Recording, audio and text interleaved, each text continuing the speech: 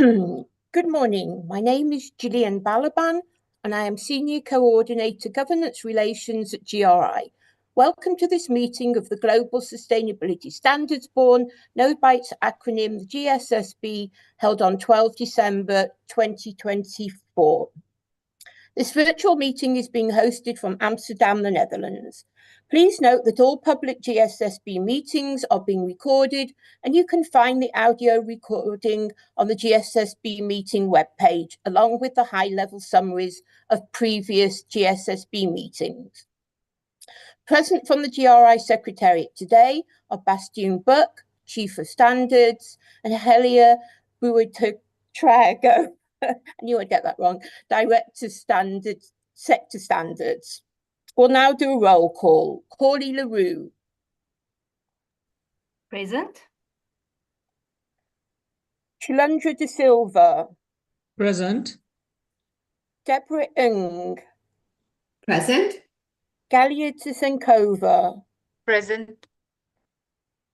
Ganga Charan Sharma. Present. Thank you. Julia Genuardi. Present. Jeff Robertson. Present. Jennifer Prinsing. Present. Laura Dana Carter. Present. Peter Colley. Present. Rebecca Coriat.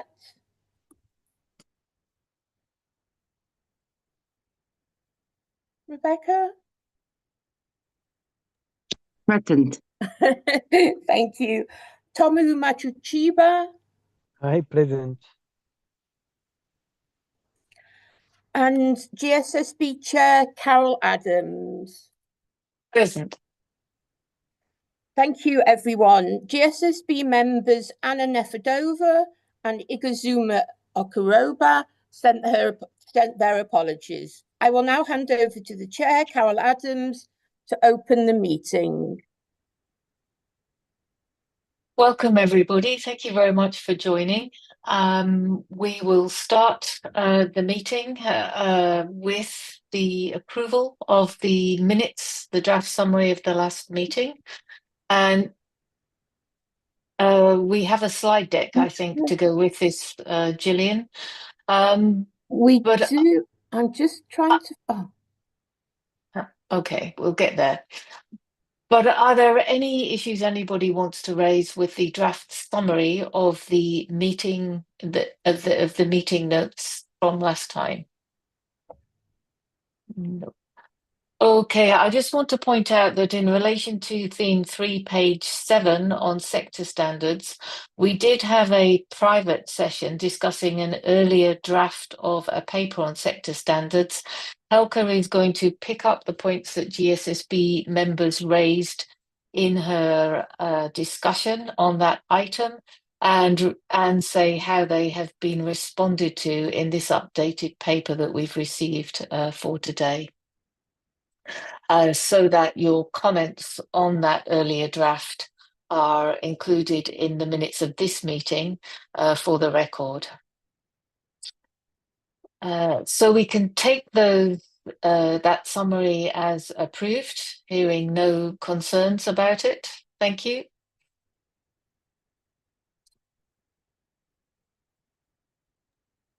And then moving on to the sector standard project for textiles and apparel, there is a proposed member substitution for the working group. Who's speaking to this? Peter? Thanks, Carol. Yes, good morning, everybody.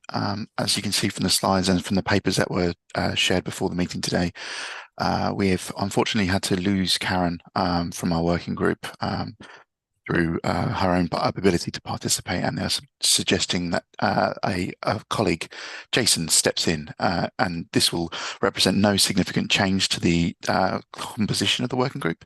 And Jason is themselves very well prepared and very well experienced within the textiles and apparel sector, so is a good substitution to make here. So seeking any concerns, or I'm here to answer any questions with regards to this. Okay, thank you. Does anybody have any questions on this substitution? Any comments? Yes. Can we take Tomu? Yeah, on the paper, it's written as a labor constituency. It's not civil society. Just I wanted to point out. Thank you, Tomo. Yes, that has been updated. Apologies, Julian, and I think Peter even clocked this earlier on, so that was noted earlier and has been amended. But obviously, you haven't got the latest versions, so that will be corrected for the for later iterations. But thank you for noticing. Thank you. So the substituted member Jason is in the Labour constituency. No, he's in civil society. The table says Labour. And it was amended to be Okay, updated on to the say slides, it's civil yeah. society. So that's the only Okay. difference, yeah. Thank you. Okay, any other comments on this? Okay, we'll take this as approved then. Thank you very much. Thank you. And so the next item is to thank the departing GSSB members. This is a third of our membership, a large proportion. And we really do owe a debt of gratitude to all of these GSSB members. Very sorry to lose all of you. We note that you've done many things in addition to reading papers for our monthly meetings and getting up or staying up late at awkward hours for meetings. So some of you have been involved in discussions with the ISSB, the GPPC, the SEC and other national regulators. Some of you have been on technical expert committees and GSSB sponsors to project working groups. So you've carried a significant workload for the GSSB, and we're very grateful, very sorry to lose you, and we'll miss you, and please do keep in touch. And I know Peter is continuing on a technical expert group already, so thanks very much to all of you.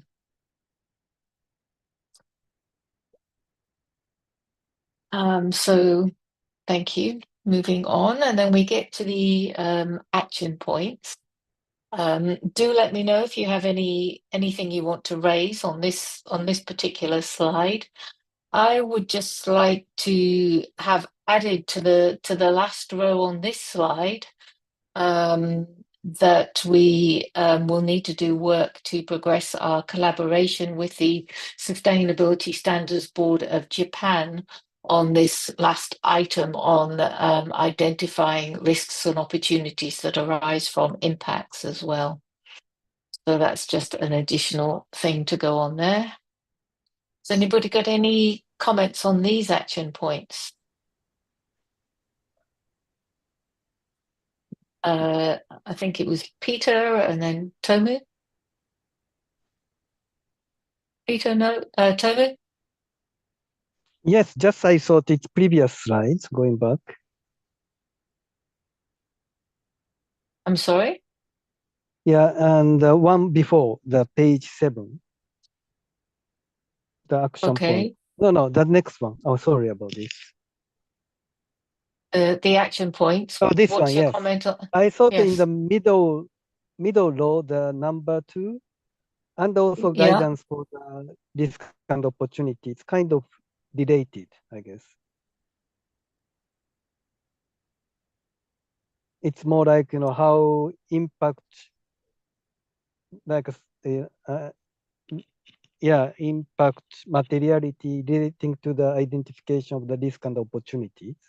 I think that this second item in the second row, the penultimate row, is related. Oh, I see what you mean by the second one. Regulator focused narrative. Oh, this is, I guess, aimed at regulators. This is about, we asked the standards division to look at how we might package and promote the standards to different regulators and standard setters.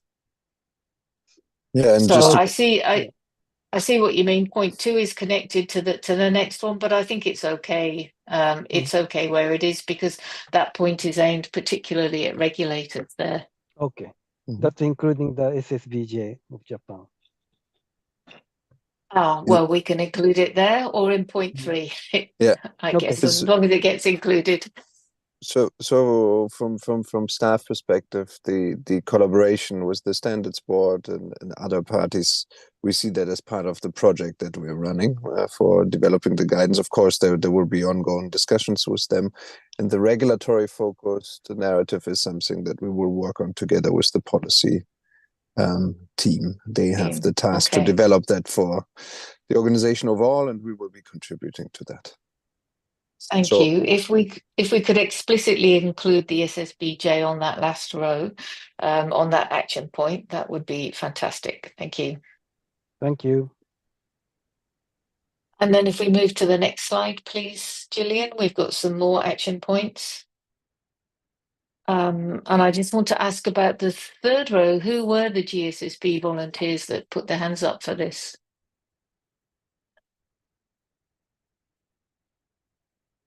I see this one is completed. Do we know who the GSSB volunteers are?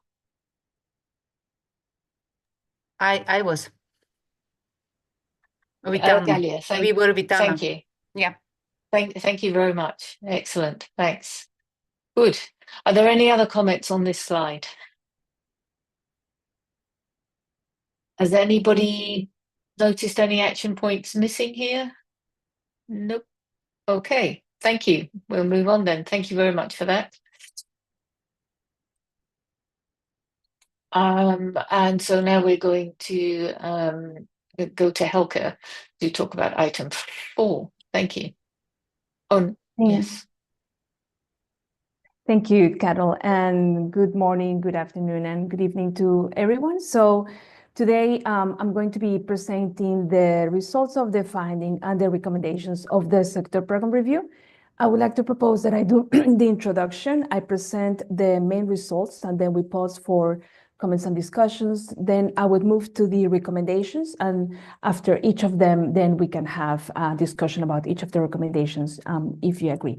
I will also take note of the comments that were brought by the GSSB during the October meeting, and how we consider them in the proposals that were developed further. So so the sector program review, as you know, was approved in 2019 and is designed basically to help identify a sector most significant impacts and to reflect stakeholder expectations for sustainability reporting.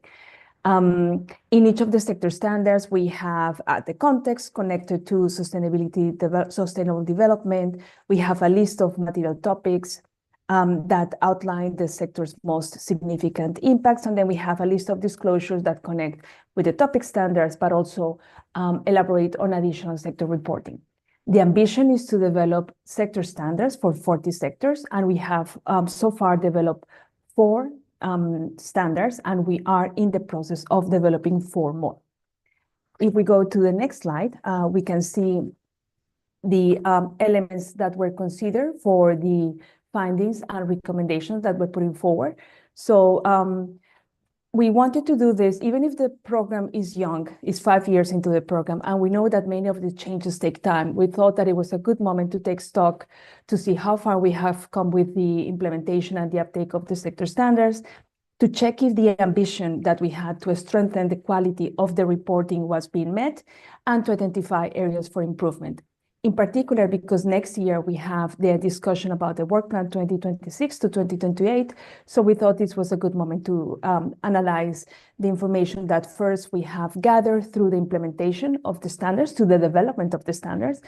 Also information that we have received from colleagues in GRI who work in policy, services, community, and the networks about the areas for improvement, and that they have interacted and used the standards with a different wide range of stakeholders. We also carried out a number of interviews, around 30 interviews, where we focus on the drivers, the challenges, and the advantages of using the sector standards for reporters. And for information users, we explored the sector standard as a tool for engagement and as a tool for increasing transparency in the sector. We also did desk research, building on the adoption study that GRI does every year. We also had a look at a sample of sustainability reports. This was really interesting because we were trying to see GRI reporters who would be using GRI before the sector standards and then after the sector standards to see how the different elements, the likely material topics, the topic disclosures, and the additional sector recommendations were being taken up. So we had a look at over 35 sustainability reports. And then we also explored from the Carson 6 database whether we already had any mention of the sector standards in policy in different jurisdictions. I would like to highlight as well that this was not a scientific research, so we were not building a representative sample or a control group, but I think nevertheless it gives a good indication about where we are with the uptake of the sector standards and its relevance and its use.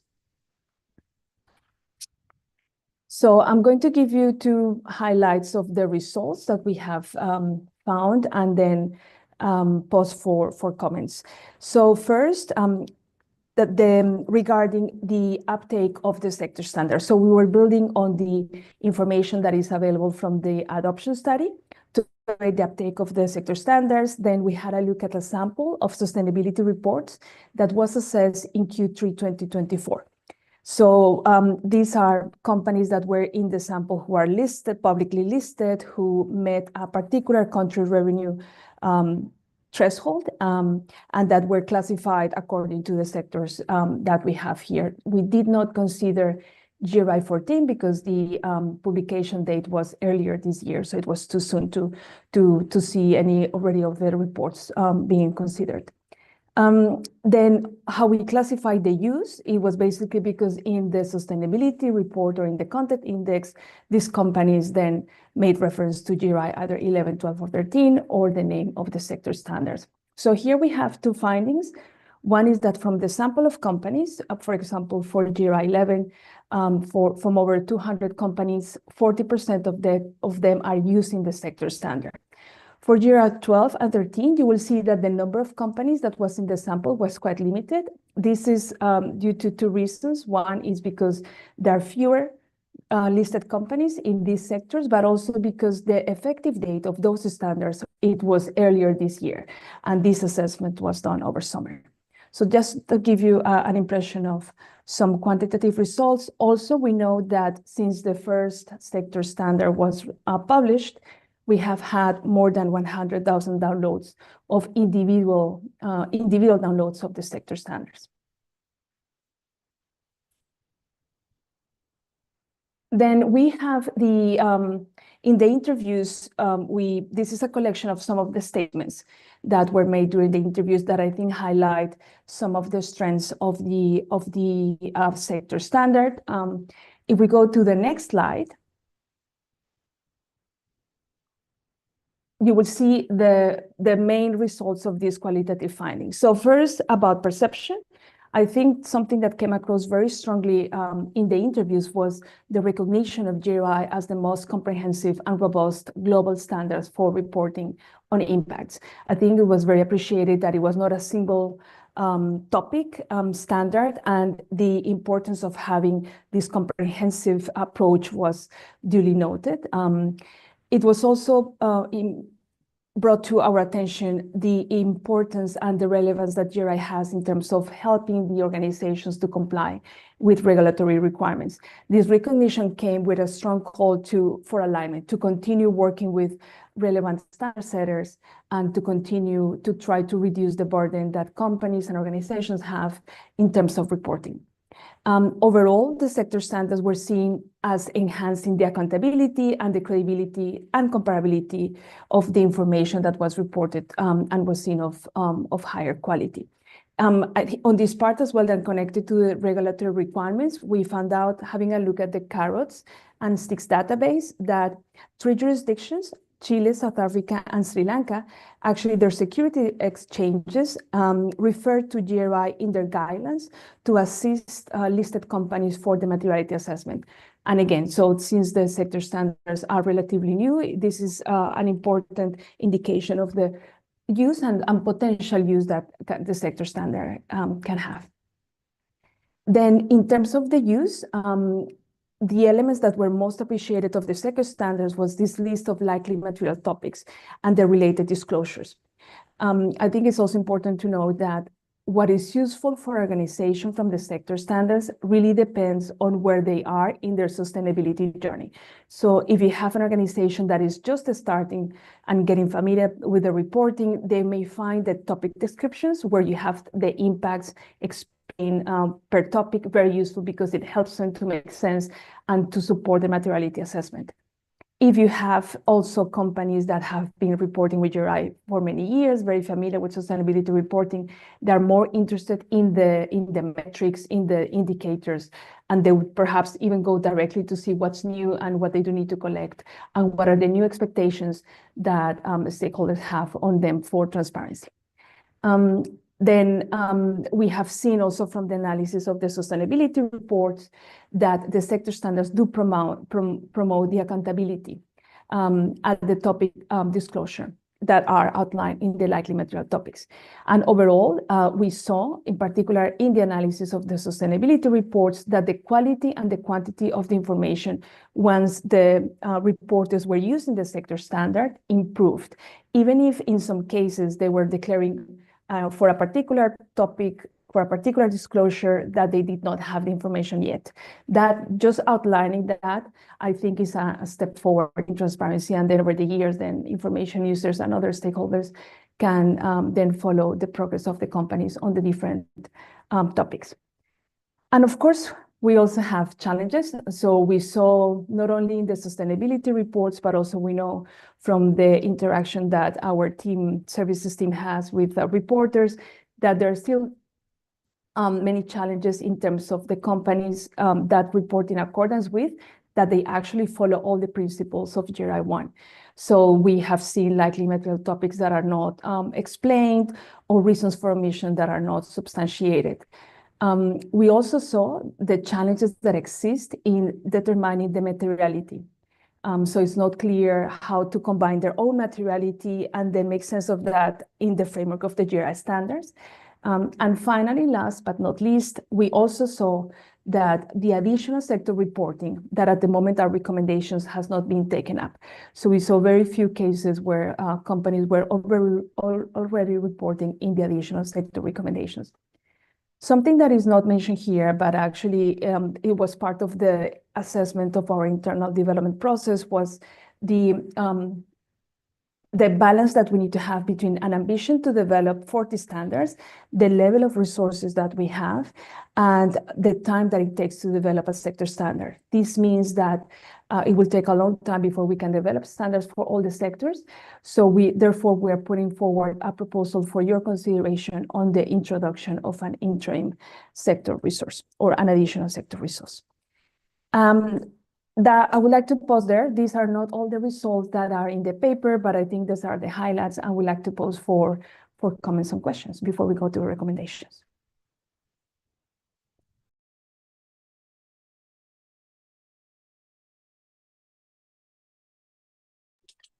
Thank you very much, Helga. I do have a few points, but does anybody else have any first?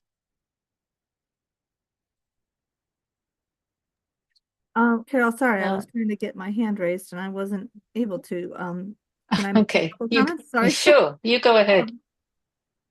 Maybe just a couple of reflections and thank you for the report. I think you uncovered some really interesting information and useful. So well done. I think just a couple of observations in kind of your initial narrative at the top of the document, reflecting that you found that the reports that you studied had included more reporting, and this idea of more kind of struck me, and the feedback that the system continues to be complex and burdensome, right? So I think there's a little bit of a reflection as we're continue to build these standards and add the sector documentation. Is more the objective, right? Or is better? I think if you would ask most reporters, more is probably not what they're aiming for, but certainly better. So that, yeah, so and then endorsing the feedback that I think you got, that the system remains complex And maybe if we get the opportunity to comment on a couple of your recommendations, I might have something more around that complex issue. But overall, well done. And it just kind of struck me, this idea of more as an objective, maybe misguided a little bit. Thank you, Jennifer. And if I just pick up on some points also, because I think one or two of mine link to that as well. I think it's great to see this kind of research. It's really helpful in understanding the importance of the sector standards. And I think it's worth noting, Harold and I presented to the International Auditing and Assurance Standards Board this week, and the slide deck for that at their request included information on the take-up of GRI standards with reporters and policymakers generally. And the data from the most recent KPMG report and the carrot and sticks report that was used for that presentation showed a continuing increase in the use of GRI standards and inclusion in policy references. So I think that's worth noting here, also in relation to these sector standards, because there were those who were thinking that the use of GRI standards might decline in the current environment, but that does not seem to be the case to date. Just on lines 369 to 70 of the paper, that talks about the work with EFRAG. I think, and I'm just noting some things here, I think it's reasonable to expect a closer alignment of format of the ESRS standards with GRI going forward, not just the content. So we know the content is very much aligned. It would be nice if the format moved closer in alignment with the global standards on which they're based. In order to facilitate organizations around the world present group sustainability reports. And then on lines 448 to 449, yeah, that was the point on the take-up of the GRI standards increasing that I wanted to mention. I can't remember what that line says, but let me just go to that.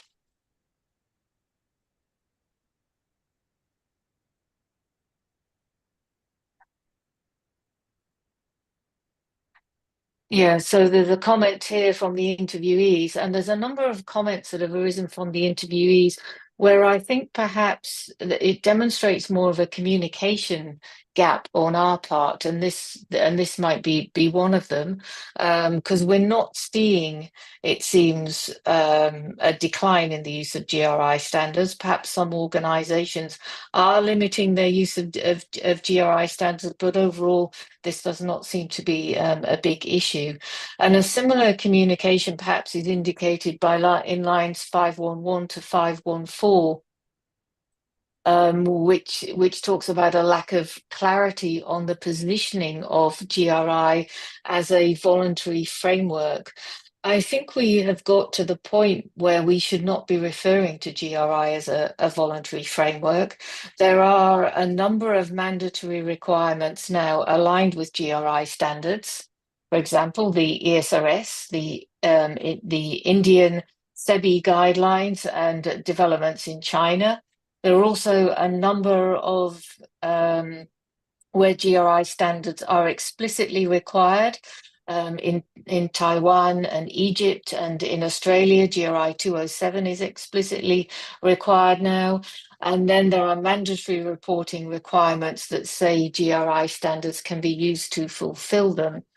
So I think some people have got the notion historically that GRI is a voluntary framework, but I see the GRI standards as standards which can be adopted by regulators and standard setters. So perhaps that's something to think about and liaise with the communications team on, and maybe Bastian can take that up.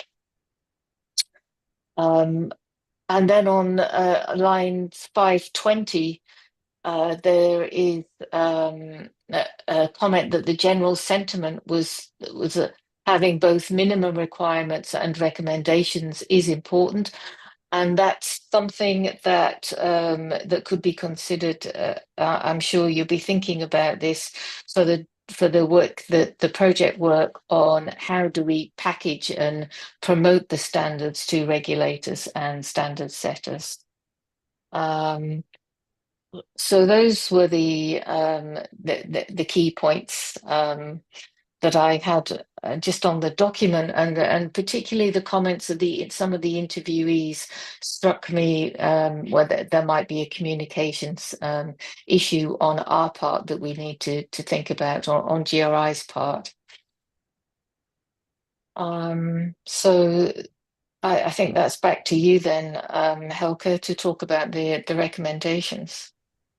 Yes, thank you. And then I take note of all these points. I think they are really important points. Just a comment on Jennifer's question about whether more information is better, whether we're aiming for more or better. And I think it's a really good point. There was, for example, one reporter who was saying that at some point, if you have a lot of information, that actually doesn't mean that it's more transparent, or doesn't mean that information users are able to navigate that information better. So definitely an important point. And I think also we need to be very conscious about every piece of information that we require is because it's really needed. So that really resonated with what we have heard from the interviews as well. Exactly. So they are an organization's most significant impacts. That's what we're looking for. Yes. So we can then now move to the recommendations. And then I'll start saying that the results of the sector program review confirm the relevance and the value of the sector standards. We have a set of recommendations that are organized in terms of the quality of reporting, harmonizing reporting, support for existing and future reporters, and monitoring and learning. I would like to propose that we focus the discussion on the recommendations 1, 2, and 4. For the recommendation 3, as you noted, Carol, we are doing this engagement with relevant standard setters at board level, governance level, but also at operational level. If there are concrete proposals, and you have one highlighted one about the format is also important, not only the content, we will bring them back to the GSSB for discussion and decision. And recommendations 5 and 6 are important as well, but are more internal to GRI. Your point about communication is noted. I think also communication in terms of how reporters can navigate the universal standards with the topic standards and the sector standards is important. These additional tailored content indexes is a tool to help the reporters navigate the sector standard, and peer cases and reviews. I think that's also something that we can use to support these reporters. I think we are also understanding and being more conscious about the importance of the rollout of the standard, because making that a success ensures that the change we want to see takes place. So I think that's also something that is happening not only at the sector level, but also at the topic level in terms of the amount that we need to put resources in the rollout. And the monitoring and learning is something that we saw this was really useful to have these insights on the uptake of the sector standard. And we definitely want to have this on a more regular basis to be able to ensure that we know how the uptake is moving, but also if we need to refine that, we're able to do so. So then I will start then with the recommendation number 1, which was also discussed in the last GSSB meeting, and there was an overall agreement that it was. If we can please move to the next slide. Thank you. So that it was an overall good idea to move forward from introducing some of the additional sector reporting, introduce them as requirements. So we have them for this session further elaborated in that option. And I first would like to say that this is so currently all the additional sector reporting is a recommendation. So organizations that would like to report in accordance with, they don't need to explain a reason for omission if they don't include any of these additional sector reporting. So I also would like to highlight that this was an intentional decision that was made when the changes to the Standards Universal 2021 were introduced to manage the change that the reporters were facing. And it was also the intention of the GSSB to have a look again at this requirement once at the end of the pilots for the sector standards. So we're bringing this for your discussion and consideration. And the idea would be not that all the additional sector reporting is introduced as a requirement, but actually that important or significant disclosures that are not in the topic standards actually are included as requirements. Because if we don't do this, then key impacts that reflect stakeholder expectations may remain then unreported. And this somehow goes against the intention of the sector standard, that is to focus the reporting on the topics that matters the most. So how we would do this basically would be to elevate key sector disclosures to the same level that the GRI topic standard disclosures have. So therefore, then if a company has determined that a topic is material, then all topic disclosures, including some additional sector recommendations, then become a requirement. And the proposal is that we don't do this right away, but that we do this once the current set of topic standards projects are finalized. So this is climate, labor, economic, and pollution, because also at the moment we are somehow introducing in the sector standards elements that are the result of not finding relevant information in the topic standards. So once that set of standards is more complete, we think that it's going to be very reduced what we will need to add as requirements and really sector specific. The implication for the work program 2026-2028 would be that we will need to introduce this via a change in GRI 1 in the accordance model. And the implications that it has in terms of the processes is that in the sector standards, we will need to develop further guidance for these requirements as they would be needed, and then a glossary as well. And I'll pause there to hear your views on this recommendation.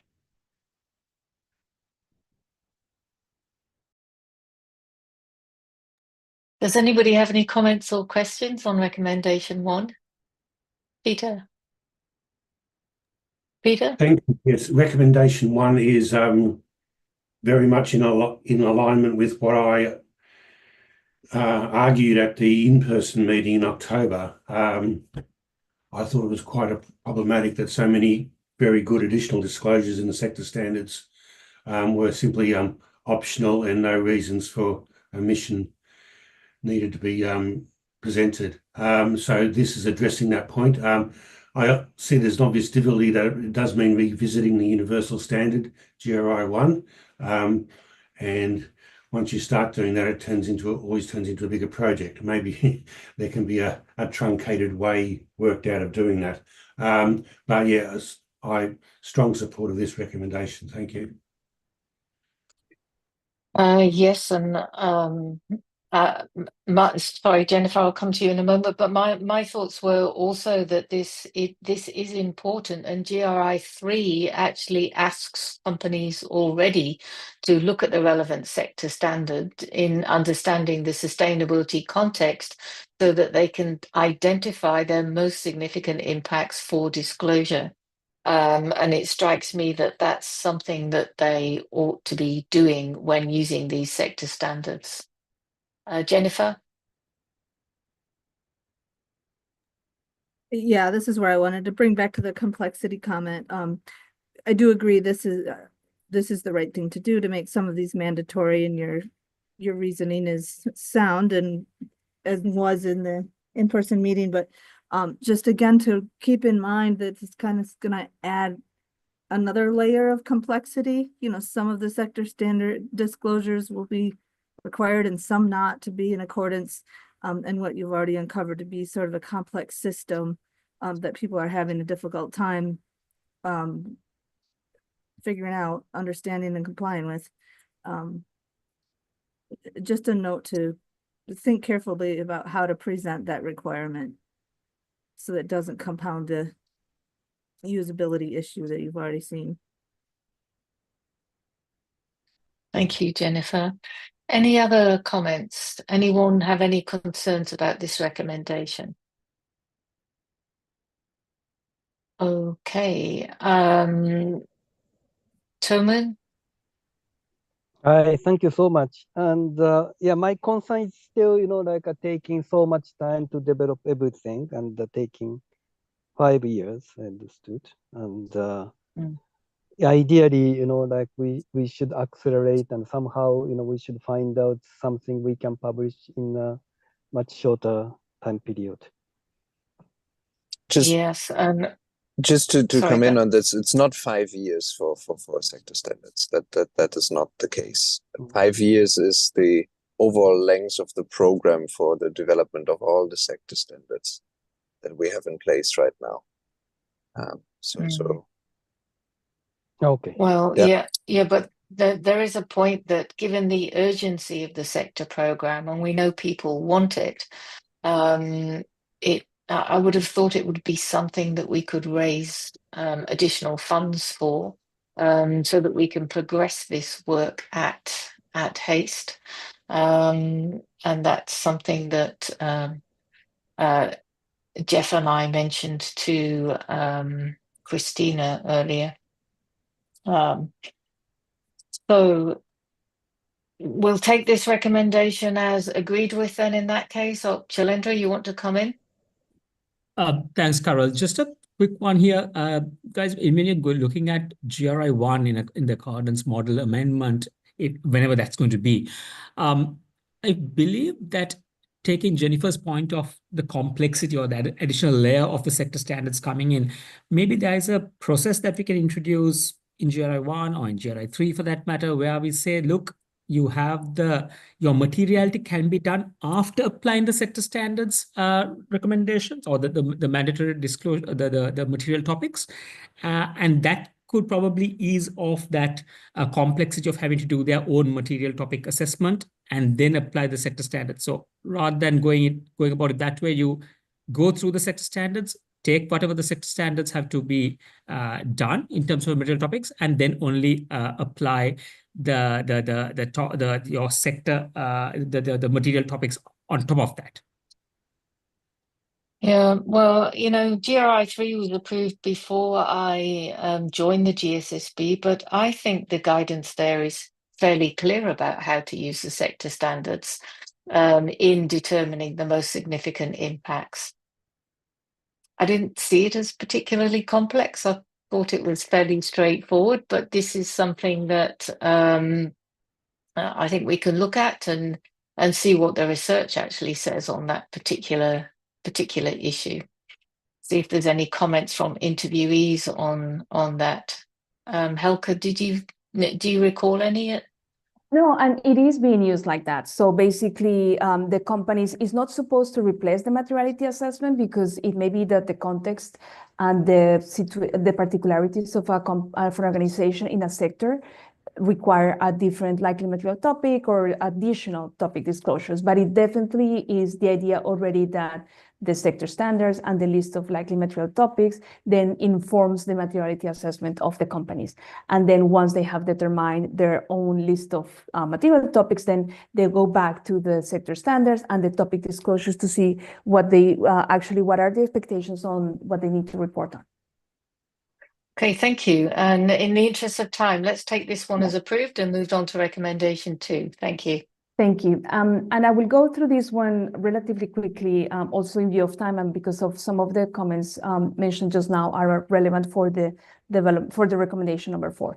So this recommendation is about the introduction of reference numbers and disclosure names for additional sector reporting in the sector standards. This may be seen as a cosmetic change, but it's actually quite an important element to increase the prominence and the visibility of the additional sector reporting in the content index. We could introduce them through tailored content indexes. So it could also help already the reporters to see where they would need to report on additional sector reporting, but also information users to see how the different organizations are including and reporting on additional sector reporting. The idea is that we do this already for the ongoing projects and for future sector standard projects. It will have no implications on the work program. And in terms of processes, it's just a step further in terms of defining the titles for the additional sector disclosures. Thank you. Thank you, Helga. Any comments or questions on recommendation 2? Any concerns about recommendation 2? No, we'll take that one as agreed then. Helga, if you want to move on, thank you. Yes. So we move now to the last recommendation that we are discussing today, and this recommendation we're putting forward builds on the discussion that we had in the October meeting, where it was suggested that we flesh out some of the options that we may have and compare them against what we have now and see the way forward. So as I mentioned, we do have a challenge to balance the ambition standards for 40 sectors. You mentioned, Carol, the importance of having them quite quickly as the market is needing them, and then the level of resources that we have and the time that it requires to develop a project.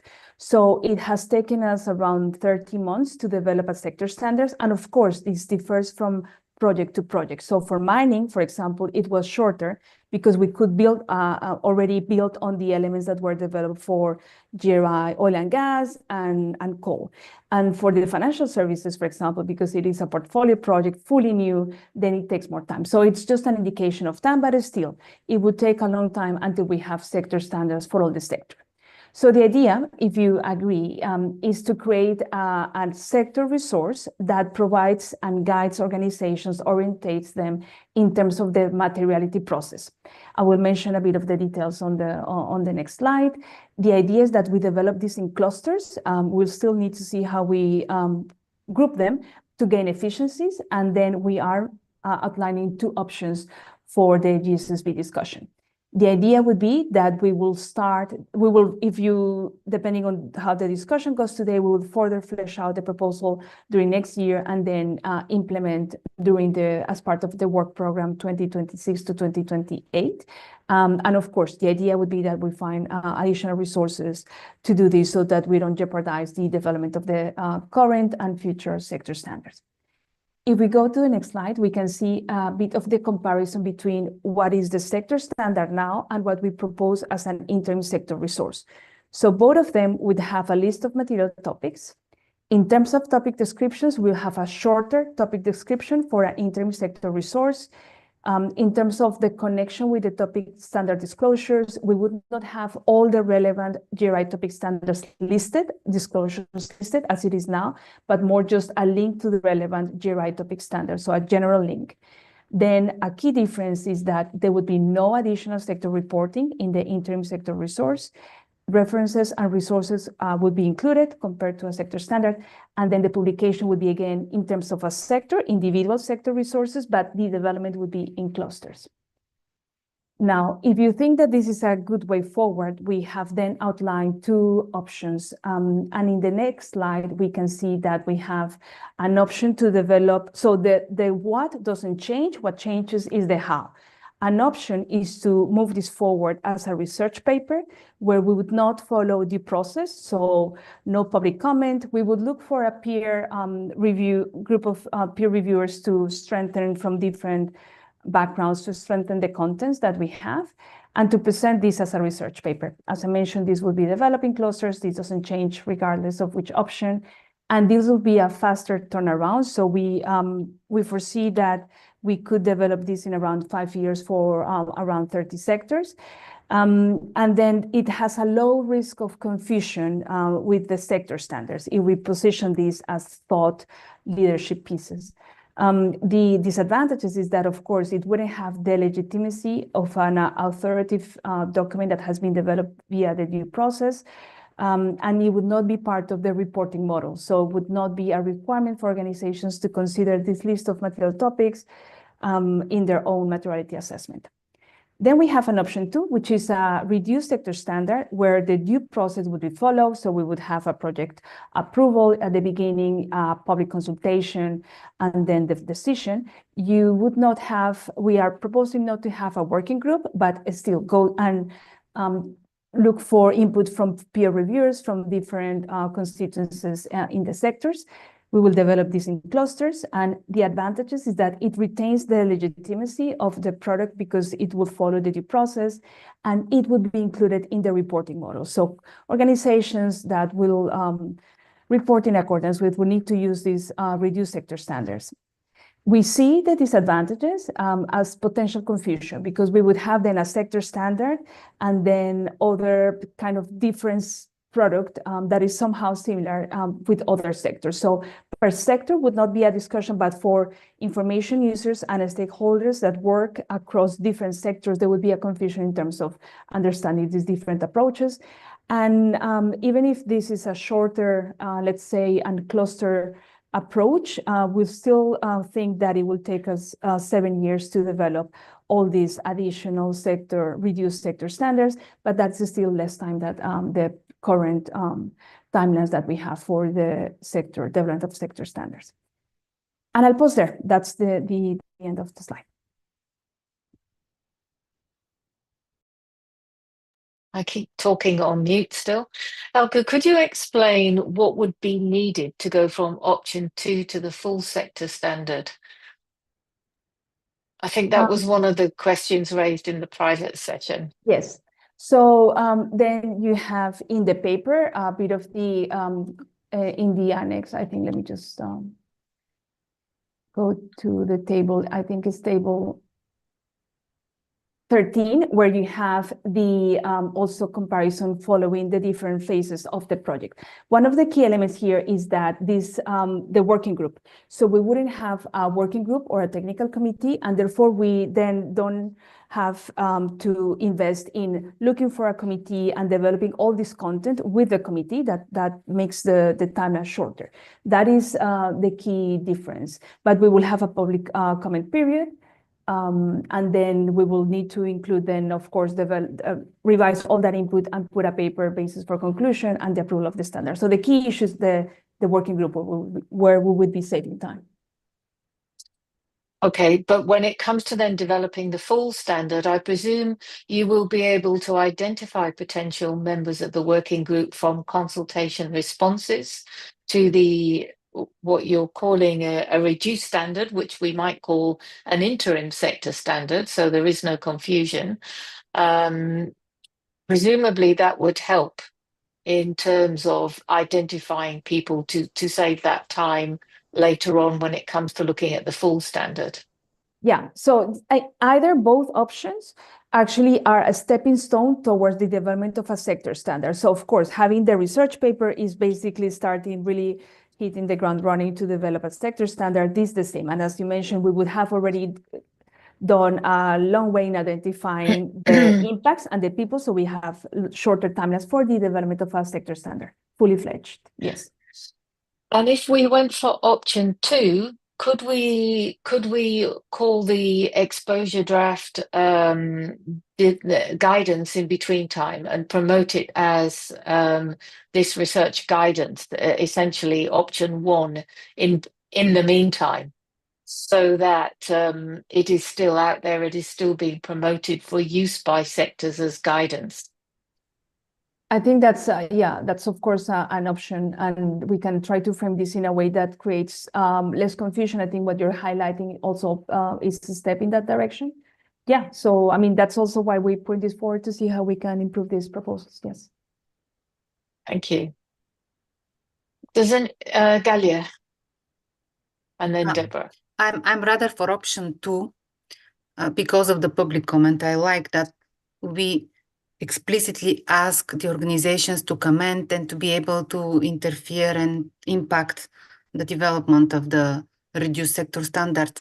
But I'm wondering what would happen in whatever option we select if the other standard setters would like to develop sector standards and we would like to join their efforts. In the process in which we develop this for the sectors that are with no sector-specific standards, what would happen if you would like to join EFRAG or GSSB for their sector standards development? How we will adapt it? I think perhaps just to explain how the collaboration is going on that, Helga. And Bastian, I see Bastian also wants to chip in. So so I think that is a really important point, because in terms of, so you may have seen that the estimation was about 30 sectors. I think the vision a bit of the moment is to align sector standards, the fully fledged sector standards, align that as much as possible with the offer in the sectors that relevant standard setters have, so that we have the same offer that they have in terms of sector standards. And then for the rest, which you could think about sectors that have lowest impacts, then to develop this reduced sector standard or interim source. And I'll pass the floor to Bastian to complement. Yeah, maybe just to say, I think that this proposed approach, whether it's option 1 or 2, is really trying to address the gap outside the immediate priorities for sector standard setting. And I mean, we keep reviewing also how different regulators look at this space, but currently the mandate of EFRAG in the EU is the most ambitious when it comes to sector standards. And so we're trailing, I think, with that ambition at the moment. We also know that there's political change to it, but we would really be looking at putting something in place for all those sectors that are maybe not in focus of regulatory activity yet, not in focus of international standard setting, also the agenda of the colleagues at the ISSB, and closing that gap for those that are basically left without guidance for the materiality assessment. Yeah, I'm not necessarily seeing it as an either option 1 or option 2, but more of a 3-step process. Option 1 being the sort of exposure draft stage that then goes out to public consultation.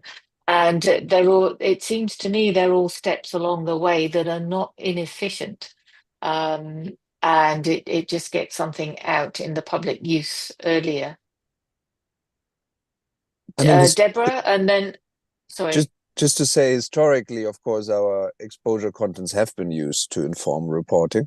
I think there's a bit of a labeling issue going forward, because there cannot be guidance as long as it is not gone through the process, but it can be a reference point. It can be encouraged for uptake as something. Yeah. Yeah. I think it was Deborah and then Peter. Yeah, I guess my questions were all sort of similar. I mean, I'm supportive of option 2, because I think it's super important to just get something usable out there for reporters. Because I think, I think sector specific standards are actually very material, probably more, it's many of these risks and impacts are very sector specific. And I think getting the guidance out earlier would be a good thing to have. I guess my question is, would there still be when we're moving then to the full standards, I guess it was the question that Carol had, and I wasn't quite clear if I had the answer, is how long would it take to get to the sector standards? And would there be sector standards being developed within this 7-year time frame, or are we talking, 7 years we're going to be working on the reduced sector standards, and then we wouldn't actually get any new sector standards until year 8 or beyond?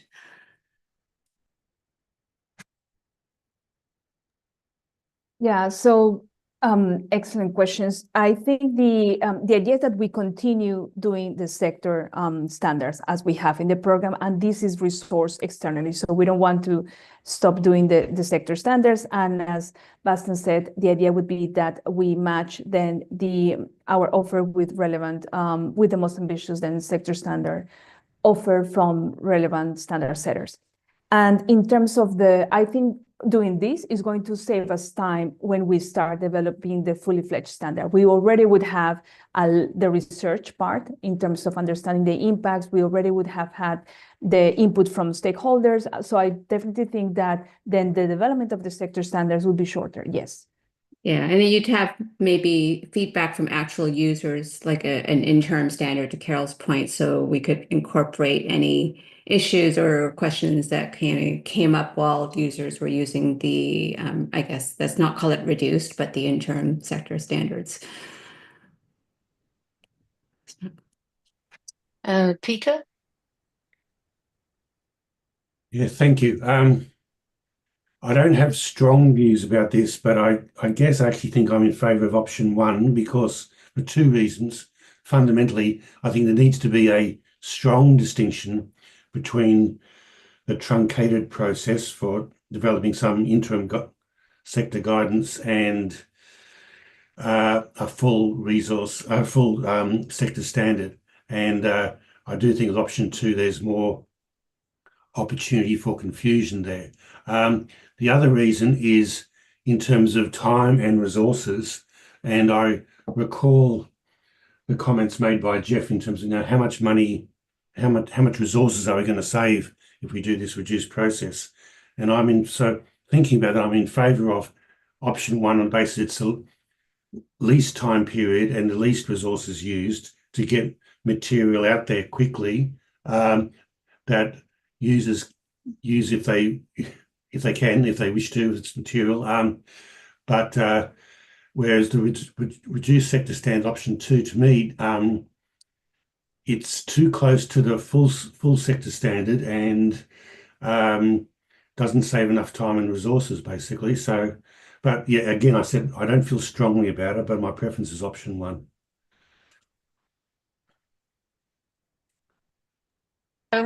Thank you, Peter. Tomu? I support on Peter's point. It's like, time is matter.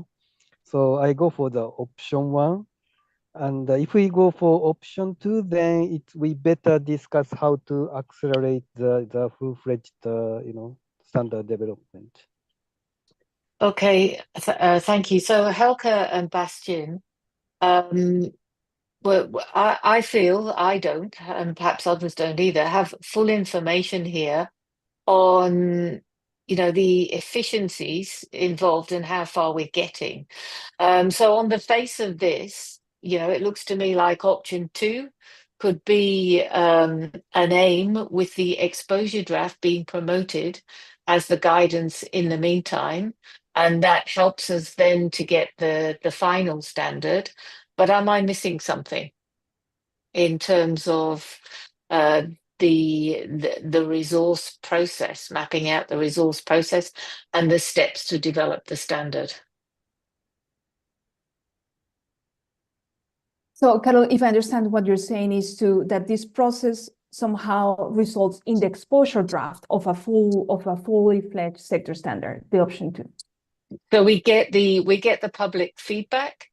And so my question is, that's getting us closer to a final standard. It's getting some useful input. It's helping us identify technical working group people, and the interim standard could be used by companies as in the exposure draft form, but the relative resources of each and the pathways along the way are not clear. So I wonder if you could help us with this question of efficiency versus usefulness, I guess, of the two options. Yeah, and then of course, I think this is really useful because we wanted to get a bit of a sense of direction of travel. So what I read from the conversation is that, yes, you are in favor of us thinking into this interim sector resource, and that we should then elaborate more in particular regarding option 2, the efficiencies that can be gained through the process, also connected to the development of sector standards after that, so that we have a full picture. Yeah, I'm saying I am, but I am speaking from a point of not knowing that information, and Yeah. others may be in the same position when they're thinking about option one. I don't know. So yes, if you could elaborate more, that would be helpful to us. Yes, we'll gladly do so. Can you do so now, or is this something that that you need to take away? In any case, we wanted to use this feedback to further elaborate a proposal for as a project proposal Okay. for your approval. So I think this information is useful. That give us then a direction that we then can move forward in the first quarter of 2025. Okay, thank you. And Chalendra, you had a comment? Yes, Carol, just to also put in the fact that in option one, I believe there'll be less uptake from boards and management teams of companies, whereas in option two, especially when you call it an exposure draft or an interim standard, they're far more likely to adopt it, knowing that the standard is that they're taking an early bird type of approach to the standard. So that may be something just to keep in mind as well. Okay, thank you. So I'm feeling from this, and that's a very interesting point, Chalendra, also. I'm feeling from this that we don't have, the full considerations here to make a view about whether it should be option one or option two. And it would be good if you could present to us, perhaps at our next meeting, sort of the pathways, what's involved, how, the efficiencies, the likely take up, thinking about the issues that have been raised here, so that we can get a better picture as, whether it's a pathway from option one to option three, or to the full standard. Sorry, are we looking at option one to the full standard? If we look at option two to the full standard, what additional work needs to be done? What is the likely difference in take up? If we could look at some of those issues, I think that would be really helpful. Does anybody else want to add anything here? If you do have comments later, it would be useful if you could send them into Helke to inform this. Yeah, it would be helpful if there are any additional comments just in terms of managing expectations on when we can present that. That will be, we have to discuss, but it will be either at the February or March meeting, because the sector team is right now focused on getting the financial services contents ready for review. All right, thank you. Okay, any further comments? And perhaps, Helke, if you want to share a draft online for people to comment on as it's being developed, that might help you in terms of that development process and speed that up too. That was a very good discussion and a good paper with those options. Thank you very much. Is there anything else on this item? No, just to wrap up then on next steps, basically with recommendation one, we will put a formal proposal for the amendment of GRI 1 in due course. Option 2, we would then implement that already. And then option 4, we will bring that back to the GSSB for the discussion. Recommendations, yeah. Okay, thank you. So that takes us on to item 5. Bastian, I think. Yes. So as we have done in previous years, we are proposing to issue a work program addendum for the existing work program 23 to 25. The idea behind this mechanism is to give clarity to stakeholders what they can expect in the coming years, and help with the predictability, I think, of our standard setting activities for preparers and other stakeholders.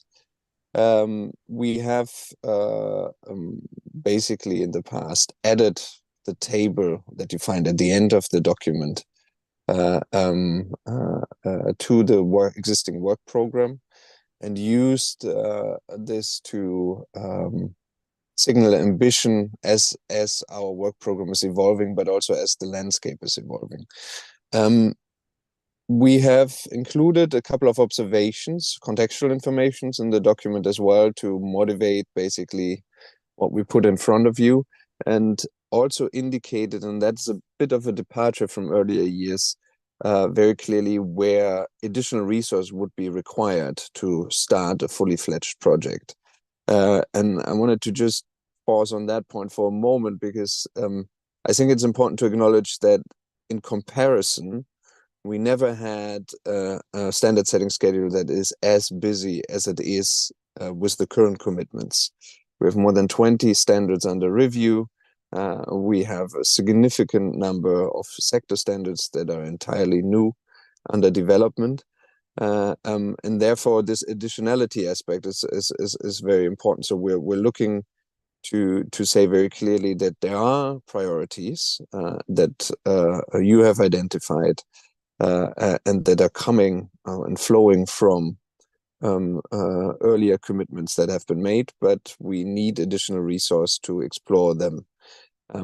If there's no additional resource coming in, we would probably continue discussions around prioritizing new projects as we can close out running projects, basically. And in the coming year, that will be climate and energy, first and foremost.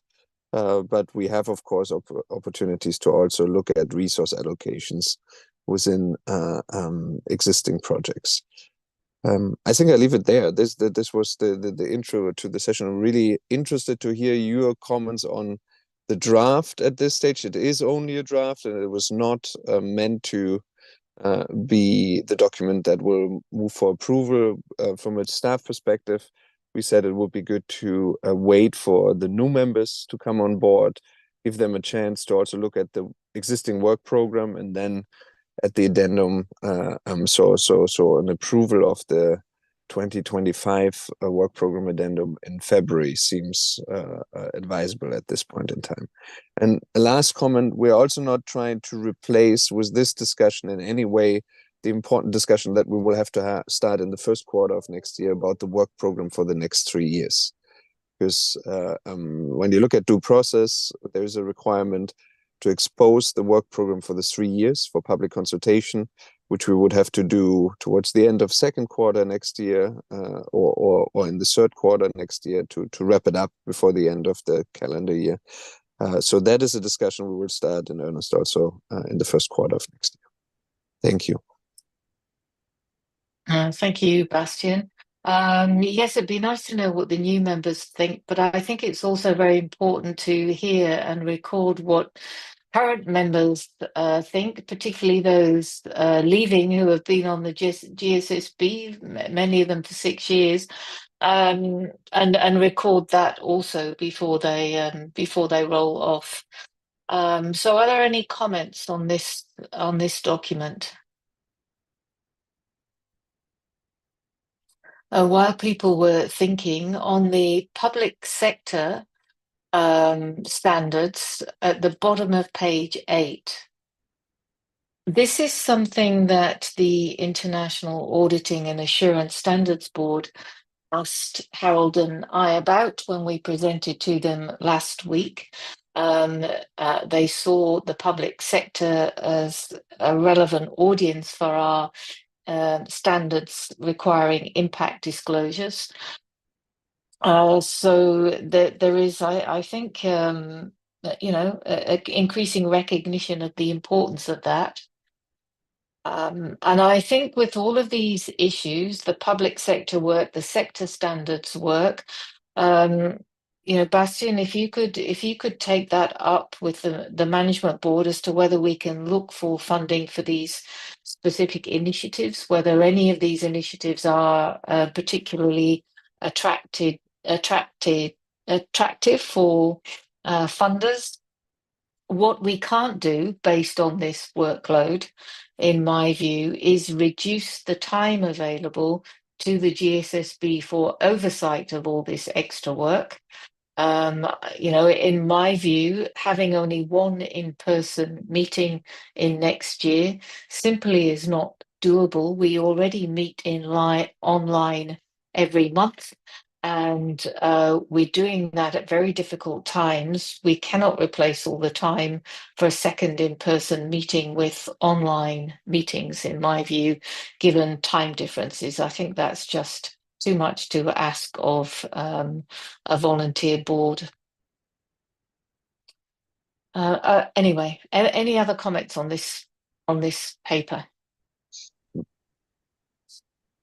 Maybe just to recognize the point about additional resource and the importance of this paper, and also the discussions then in the coming year with the new members, because this is the basis for going out to look for additional resource. I think in discussions with funders for GI in general, the work program has been extremely helpful, right, in the past, and to have an orientation about what the Independent Standards Board has identified as priorities, and then you can go out and look for interested parties to be part of the projects, and also those that develop an interest in funding your priorities.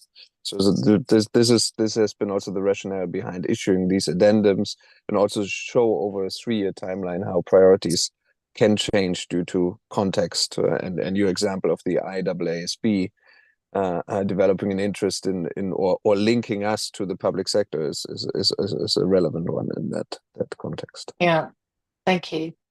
Tomu. I think it's public sector one. It's like, lots of international initiative going on, and maybe we should liaise with GCOM, C40, ICRE as such. And in this area, I understand like Bloomberg is heavily investing in the sustainable or carbon neutral city initiatives. So maybe we should get in touch with them to get funding too. Okay, thank you. Thank you, Tomu, for that. Just on the table at the end on page 14, the first row, it says discussion of a project proposal. There is also a paper under development that some of the GSSB members have been working on, inputting to, that Mario has been holding the pen for, on a document on what this global reporting landscape might look like, and this information on the link between impacts, risks, and opportunities. So could we specifically mention that in this addendum? Yeah, we can include more detail to the project. What we try to include in the table are the due process relevant elements. So with the research phases and then the next steps. But we can definitely build that out a bit more in the presentation of the eventual addendum. So we take that under advisement. If you have other details that you would like to lock in terms of the ambition for next year based on the discussions, that would be helpful, and then we can amend the table for the approval discussion next year. Okay, thank you. And perhaps we did talk about a 2-tier approval process for some of the exposure drafts and standards where there are significant GSSB comments. Yep. So just something to bear in mind, I guess, that it might not happen quite like this. I don't have any other comments on this. Does anybody else? Do any of those leaving have the GSSB at the end of this month have any observations that they'd like to make on priorities? Peter here. I'll just say it would be good if there was more financial resources allocated so that the program could be assured of success and perhaps be stronger, be heavier. And I'd actually support Carol's view that the GSSB will find it very hard to do additional work or do the current work program with only online meetings once a month, and only one in-person meeting. I do support the idea of the need for 2 in-person meetings per year. Thank you. Thank you very much, Peter. Corley? Thanks, Carol. Yeah, I mean, I think it's important to note that, you know, the GRI standards are a little bit like an aeroplane that has to take off and fly and land safely every day. So, you know, aside any kind of new work or new developments, the plane still has to fly every day and be maintained. So that's an important thing to bear in mind in terms of allocating resources, both from a financial and a human perspective. Yeah, just to wish the team good luck. I think it's really exciting, everything that's going on, and fantastic to see how the you know, how the work has expanded, and it's my sincere hope that there will be ways to find sufficient resources to really make sure that you know, all of this happens within as short timelines as practically possible, but also efficiently. Thanks. Thank you, Corley. And so then so I think somebody needs to mute, please. And Sebastian, have you got what you want from this discussion for now? Yeah, definitely. But also the invitation, if something else comes to mind for the members, we have the opportunity to present this again, and we will make the amendments that we've discussed. Maybe there are other things that stem and then from future discussions. But what's important for us, just in terms of the predictability again of our activities, is to issue this in the first quarter of next year. Thank you, Jeff. Thanks, Carol. Yeah, Bastian, you touched on the timeline there. I know there's a substantial degree of interest and desire from reporters around the world to see a bit more structure around what our collaboration, particularly with ISSB, looks like. I don't know if this is the right medium to put something down to paper, but I just wanted to sort of plant a bug in our ear. If it's possible to try and get something in this update, as you mentioned, Bastian, it can be a useful tool for fundraising, and yeah, if possible, it'd be great to bring something in black and white in the table at the end there about what we might be able to produce with the ISSB. Mm-hmm. Yeah, that's a work in. Sorry, a work in progress. Work in progress. That's work in progress. So I think the interesting thing for that, and we have that with other collaborations as well, then you would need a third party to agree to formulations that you include in your own. So whether that's a separate document or we can actually include it here, that will depend a lot on the progress we make in the other discussions. So it's not. I think we're trying hard to come to that conclusive statement on what it entails going forward. And I would echo your point about it's not only the preparers, having been in Brussels at the annual EFRA conference this week, I can say it's also the regulators that really call for us to articulate very clearly what the level of commitment is into the future between the two organizations. And the conversations are going on at board level and at technical team level. And we should be able to report back in due course when there's time in our schedule also. Thank you, but good point. So let's move on then to the update on financial services and back to Helga. Yes, so the team has been advancing well on this project, and we aim to have a discussion with the GSSB in the January meeting in 23rd January 2025 to discuss the exposure draft. So we just wanted to give you a bit of a heads up of what's coming. And also there has been the request to be able to have a platform where all the members can log their comments. So we also want to use this opportunity to be able to introduce that platform so you know how we are proposing to move that forward. So this session is in preparation of that meeting. And then that's what we're aiming to do with this part of the conversation. So just as a reminder, this is a portfolio project, the financial services project that includes sector standards for banking, capital markets, and insurance. Here you have the scope of the different sectors. And you may recall that Claire in September outlined a bit of the rationale behind these. These were approved by the GSSB, this scope already. So there are many new elements of the sector standard in terms, for example, of including downstream impacts.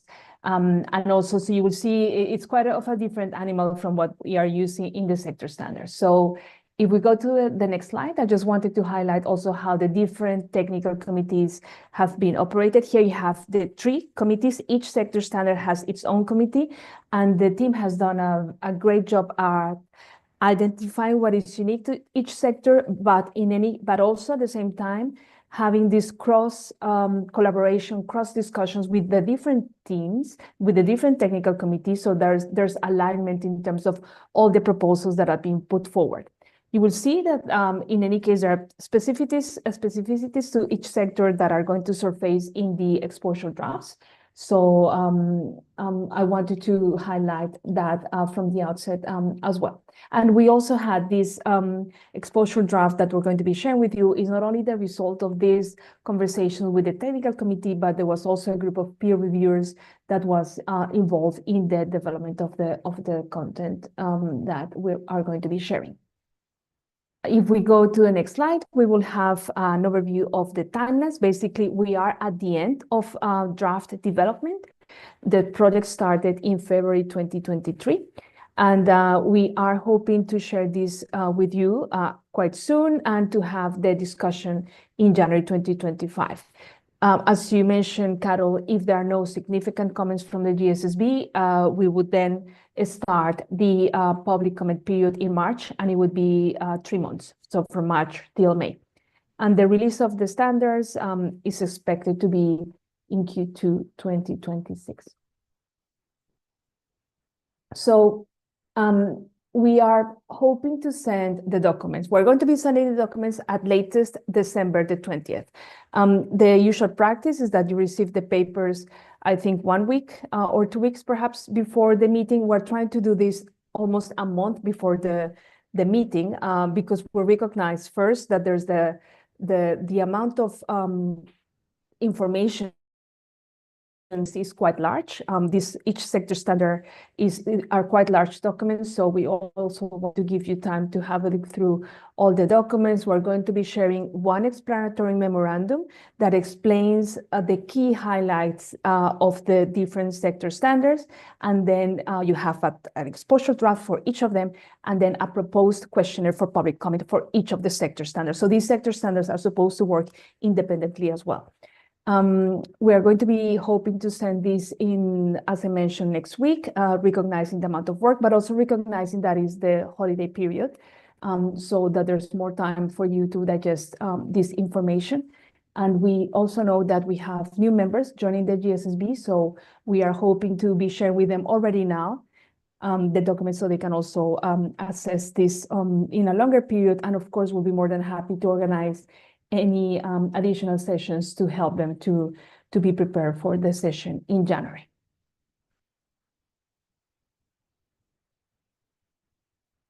In the next Thank you. That'd be very helpful. Thanks. You have Thank one slide more. So it's about, so you had the request to have one platform where all the members can actually put their different comments and you have visibility about other members' comments. So we're going to use the opportunity of this discussion to do that. And then we would like to request that you share your comments with us by 15th of January. This would help us to focus the session on the 23rd on the comments and the questions that we receive. And what I wanted to do now is, if my colleagues allow me to share my screen, is to show how this platform looks like. So you have a bit of an idea. You will receive, let's see, please let me know when you see. You can see my screen. Okay, it's Jill, you can share, yeah. Okay, you can see my screen now, right? Yes, yeah. Yeah, so this is, you will receive a link, and then in the link you'll find the document, and you will be able to basically provide comments. So if you want to add a comment, you can highlight the section, you can point with that arrow, sorry, comment A, and also if someone has already put a comment, then you are able to comment on the comment of the different members. So we hope that also with that, you can see also what other members are asking. And then, as I mentioned, you have then different ways to do this. You can also point at a particular point of the document or with an arrow. It's quite flexible. So yeah, so we look forward to that discussion and any preparation, any comments that we receive in advance would really help us to have a good session in January. Thank you very much. Any comments from anyone? Thank you, Carol, and all the GSSB member from the GRI. It's wonderful working with you and being a small world and the topic of ESG cutting across different sectors, different countries. Look forward to work in one or other capacity or supporting as a GRI ambassador in our own jurisdictions or in our own space. So all the best. And Corley and Peter said, yes, time and efficiency is key buzzword we should keep in mind, because even if a quality outcome is delayed, it doesn't have the same impact what it was supposed to be. And looking into the competitive scenario, different standard setters coming up very fast. So the speed and resources, they are interlinked. This is an area what we hope to improve. It's already improved over a period of time. Bastian and the whole team, it's all the resources, if I'm not wrong, in the standard setting. So hope this trend would continue and GRI would continue to retain the leadership positions as the most credible document for people who are going to report their sustainability performance. So wish you all the best and good luck. Thank you, Ganga, for your comments and for your contributions.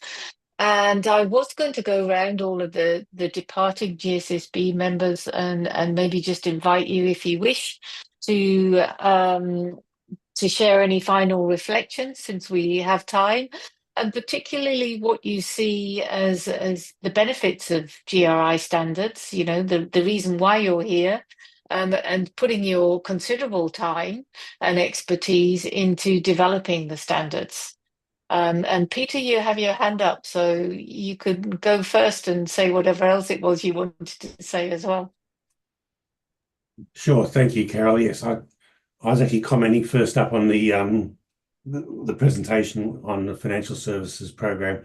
The presenter did actually cover the key point that I was concerned about, which was the fact that basically 1/3 of the GSSB is turning over at the end of this month, and it was going to be hard for the newcomers to see the documents and comment on them, and when they haven't even had the onboarding process or the induction process. I still think it's going to be difficult for them, but I just want to point that out. It's not actually my problem, given I'm finishing up, but it is a problem for the incoming people, basically having to jump in at the deep end, so to speak, with rapid time frame for comments in the middle of January. There is also the usual statement that the middle of January is the middle of August for Southern Hemisphere people, so it's the middle of our summer holiday season. So it's always a bit of a pain having to deal with this stuff in January from a Southern Hemisphere point of view. But I won't belabor that point anymore. In terms of saying goodbye, well, I'm coming into 6 years on a GSSB, and I did do 6 years on a stakeholder council as well. And I have been involved in various working groups. And yes, I will be continuing on the Labour Standards Technical Committee. So the GRI hasn't seen the last of me yet. But I will say that one key observation is I've been very impressed in my time on the GSSB about the commitment of all members to the GRI vision for sustainability reporting, to impact materiality, to the stakeholder process, and to basically get business and government and all those who have impacts to report on their impacts. So, and that's been impressive, and I thank you all for your work. Thank you.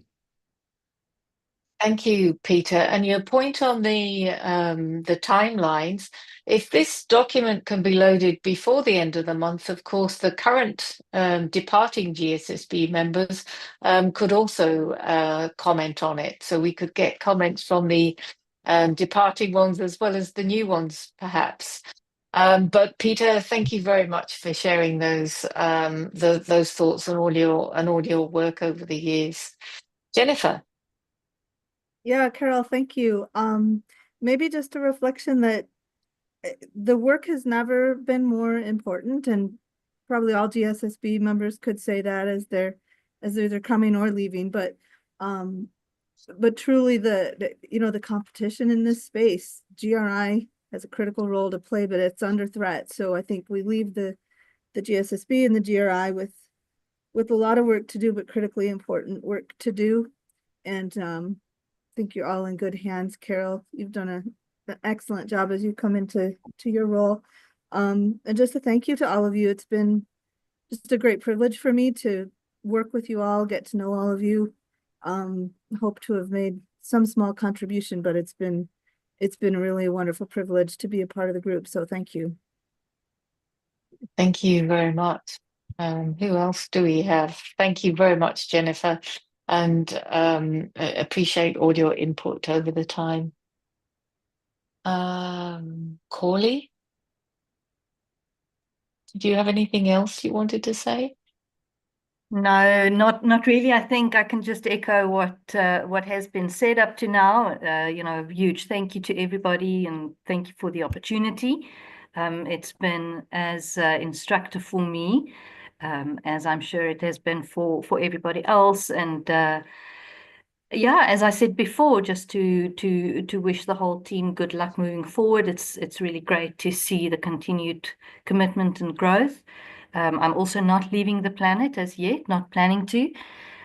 So I look forward to staying in touch with everybody as as we go forward, and maybe to run into you in person in future as well. So thanks to everyone, and all the best.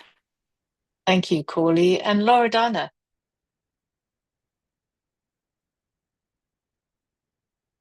And you're on mute, Loredana.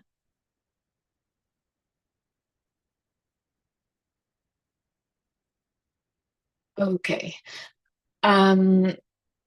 Okay, we seem to have been trouble with the connection with Loredana. So is there any other business that anybody wishes to raise in the public session?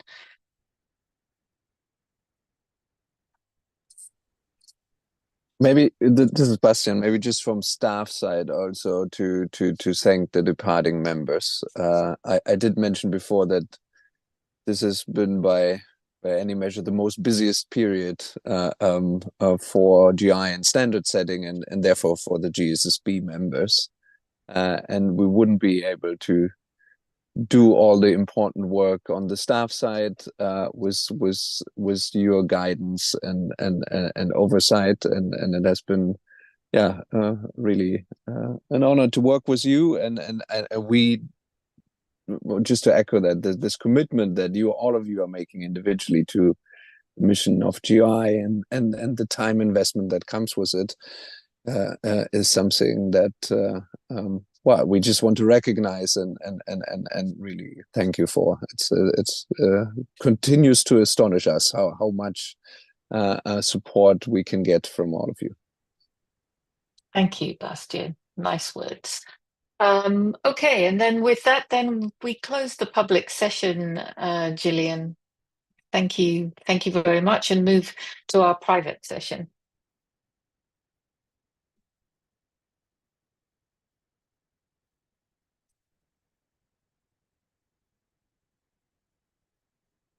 The standards leads are welcome to stay.